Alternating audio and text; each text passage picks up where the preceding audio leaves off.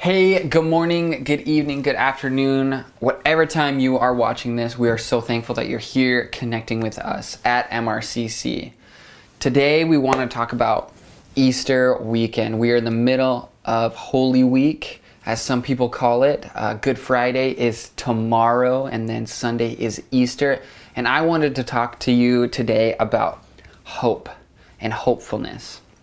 In Psalm 71, verses 14 and 15, it says, "As for me, I will always have hope. I will praise you more and more. My mouth will tell of your righteous deeds, of your saving acts all day."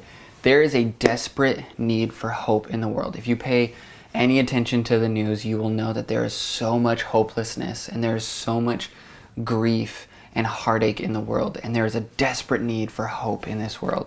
This is a moment in our lives as Christians when Christianity itself and Jesus can stand out as a light in the darkness. Jesus specifically offers a light of hope in a dark world. Optimism is defined as hopefulness and confidence about the future or the successful outcome of something. In other words, it's a better outlook based on the conviction that things are going to be better. We, as Christians, have every reason for optimism. Why? Because our God is a good God. In Exodus 34, verse 6, it says, the Lord, the compassionate and gracious God, slow to anger, abounding in love and faithfulness, maintaining love to thousands, and forgiving wickedness, rebellion, and sin." I'm very thankful that God is so slow to anger. For all of the sin that I have in my life and all the sins that I've committed, me personally, I would be very quick to be angry and upset about it. And I'm so thankful that our God is so slow to anger. Hope is a position of optimism.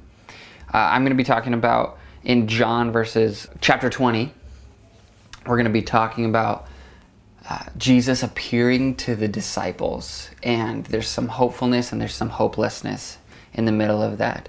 In John chapter 20, verses 19 and 20, on the evening of the first day of the week, when the disciples were together and the doors were locked for fear of the Jewish leaders. So if you kind of pay attention, the disciples are hiding from the Jewish leaders. Their best friend, their mentor, their teacher, their leader of 3 years had just been brutally murdered, and they had nowhere to go. Even though Jesus had told them, they still didn't pay attention, and they still didn't believe what was going to happen. And they didn't know what to do. They were filled with hopelessness. They had nowhere to go or anything like that. And they've been stuck in this room hiding from the Jewish leaders. Jesus came and stood among them and said, "Peace be with you." After he said this, he showed them his hands and side. The disciples were overjoyed when they saw the Lord. So we're going to skip ahead a couple verses. And it says, "Now Thomas, one of the 12, was not with the disciples when Jesus came." So I really resonate with Thomas for 2 reasons. One, when I was little, I have no clue why, but we were driving somewhere and I was sitting in the back seat just staring out the window, and my parents were driving, and I just said, "I don't want to be called Tyler anymore. I want to be called Thomas." Literally out of the blue. No one knows why. I don't know why, but I just said that. So that has been a running joke and a nickname for me growing up. So now Thomas, one of the 12, was not with the disciples. And the disciples came to him and said, "We have seen the Lord." But he said to them, the second reason why I resonate so much with Thomas is because I would do the same thing that Thomas does here. He basically just asks for proof. Like, prove it to me, show me. Even though 10 of his best friends are sitting there telling him that it was true and he still didn't believe them, I'm kind of in the same boat. I'm like, give me the proof. But he said to them, "Unless I can see the nail marks in his hands and put my finger where the nails were and put my hand into his side, I will not believe."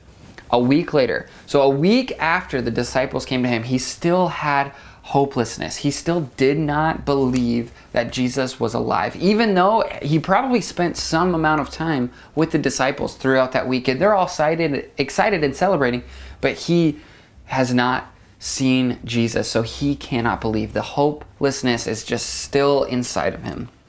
A week later, his disciples were in the house again, and Thomas was with them.